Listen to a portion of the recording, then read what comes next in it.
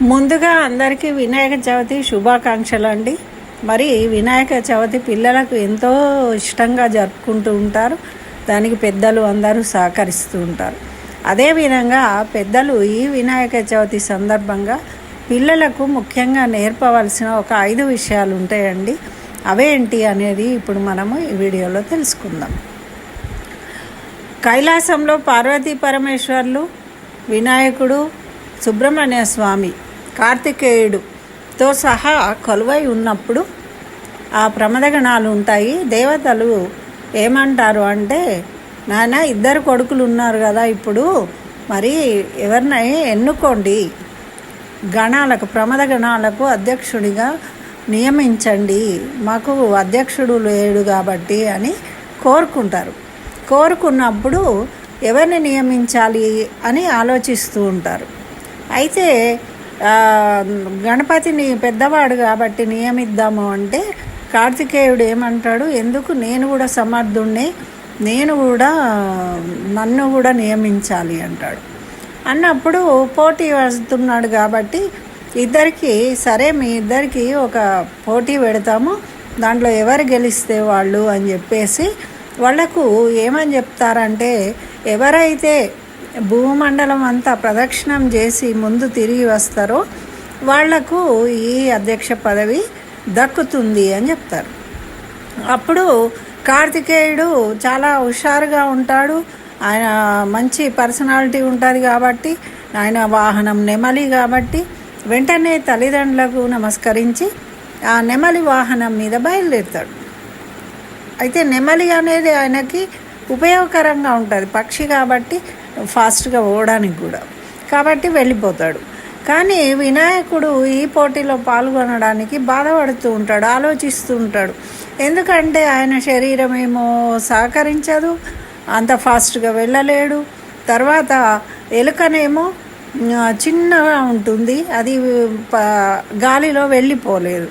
మరి వాహనము అలా ఉంది, నేనేం చేయలేను అని దిగులుతో ఉన్నప్పుడు అక్కడే ఉన్న నారదుడు ఏం చెప్తాడు అంటే, బుద్ధిమంతుడు కదా నువ్వు ఆలోచించు, తల్లిదండ్రులకు ఎవరైతే ప్రదక్షిణం చేస్తారో వాళ్ళు భూమండలానికి ప్రదక్షిణం చేసిన పుణ్యాన్ని పొందుతారు, నాయన నువ్వు చింతించకు అని చెప్తారు. అప్పుడు ఆ మాటను గౌరవించి నారదుడికి నమస్కరించి వినాయకుడు తల్లిదండ్రులు పార్వతీ పరమేశ్వర్ల చుట్టూ 3 ప్రదక్షిణాలు చేసి నమస్కరిస్తాడు. ఎప్పుడైతే ఈయన నమస్కరిస్తూ ఉంటాడో అప్పుడే కార్తికేయుడు భూమండలం అంతా తిరిగి చేరుకుంటాడు. చేరుకొని ఏమంటాడు, తల్లిదండ్రులకు నమస్కరించి, నేను ఓటమిని అంగీకరిస్తున్నాను నాన్నగారు, అన్నయ్యనే దీనికి సమర్థుడు అంటాడు. అదెలా అని వీళ్ళు ఆశ్చర్యపోతారు.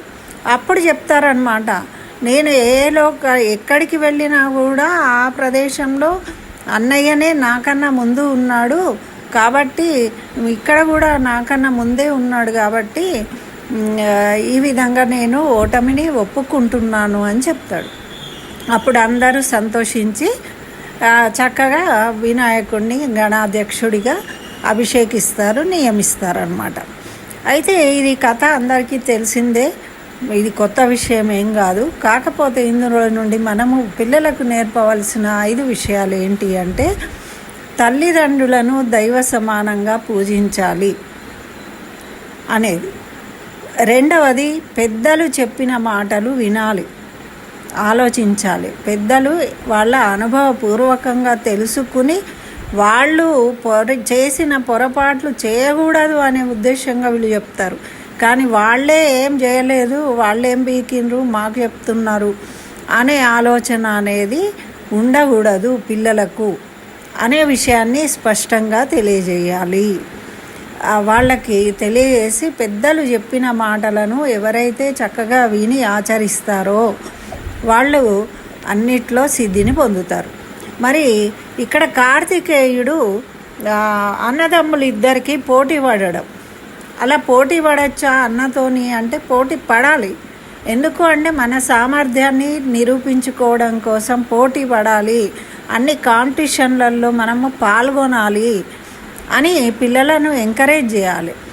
కానీ పాల్గొనాలి. కానీ కార్తికేయుడు ఎలాగైతే ఓటమిని అంగీకరించాడు ఆనందంగా, అంటే పోటీ ఉన్నప్పుడు జయాపజయాలు ఉంటాయి, ఓడిపోయినా ఫెయిల్ అయినా చింతించకుండా కుంగిపోకుండా చక్కగా దాన్ని యాక్సెప్ట్ చేయాలి అనే విషయాన్ని పిల్లలకు నేర్పించాలి.